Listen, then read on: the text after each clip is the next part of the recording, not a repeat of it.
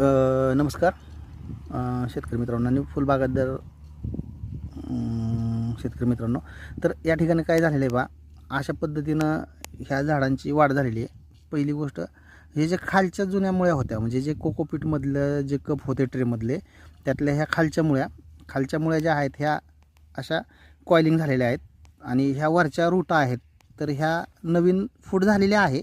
पण त्यावरती जी झाडांची वाढ होते ती हे असे होते, परंतु आता इथून पुढे याची वाढ होत नाही. मग ह्या हाईटला जर विचार केला आपण, डिफरन्स म्हणजे हे झाड इथं लावलेलं आहे आणि ते झाड, हे दुसरं झाड, तर ह्यामध्ये एवढा डिफरन्स राहतो.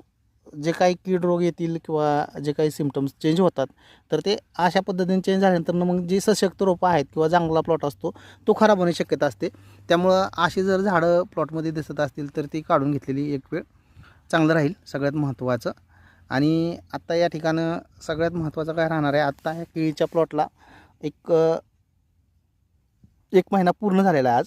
तर या ठिकाणी आत्तापर्यंत एक ड्रेंचिंग नंतरनं साधारणपणे 2 खतांचे डोस अशा पद्धतीनं या ठिकाणी खतांचं नियोजन झालेलं आहे. आणि आता इथून पुढं जे काही खतांचं शेड्यूल किंवा जे काही लागणार आहे, आणि सर्वात महत्त्वाचं कोणतंही प्रिंटेड शेड्यूल वापरण्याची गरज नाही आहे शेती करताना कोणत्याही पिकामध्ये.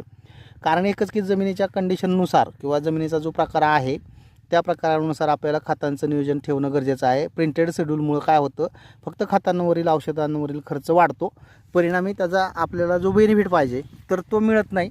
त्या संदर्भामध्ये आपल्याला सगळ्यात महत्त्वाचं काय करायला लागतं आहे, जमिनीच्या प्रकारानुसार आणि पिकाच्या गरजेनुसार जे काही चेंजेस होतात किंवा जे आपल्याला डेफिशियन्सी जाणून येतात त्या पद्धतीनं पिकांमध्ये खतांचं नियोजन करणं हे अत्यंत महत्त्वाचं असतं.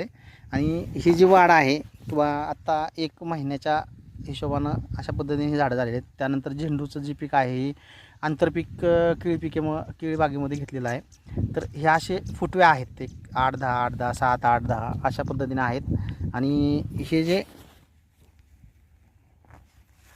हे बा, ह्या झाडामध्ये पण तशीच परिस्थिती आहे. हे म्हणजे हे कॉइलिंग झालेलं आहे, वरच्या रूट चांगल्या फुटल्या, व्हाईट रूट भरपूर दिसत आहेत वरच्या, परंतु जे मेन रूट जे ग्रोथ व्हायला पाहिजेत त्या झालेल्या नाही आहेत. त्याच्यामुळे ती वाढ जी आहे झाडांची ही अशी होते. ह्याचं कारण एकच की तुमच्या नर्सरीतून येणारी रोपं ही व्यवस्थित येणं गरजेचं आहे किंवा व्यवस्थित चांगली मिळणं गरजेचं आहे.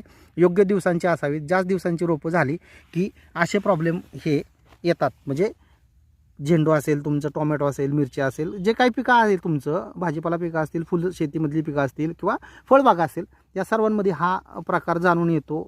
परंतु तो लागवडी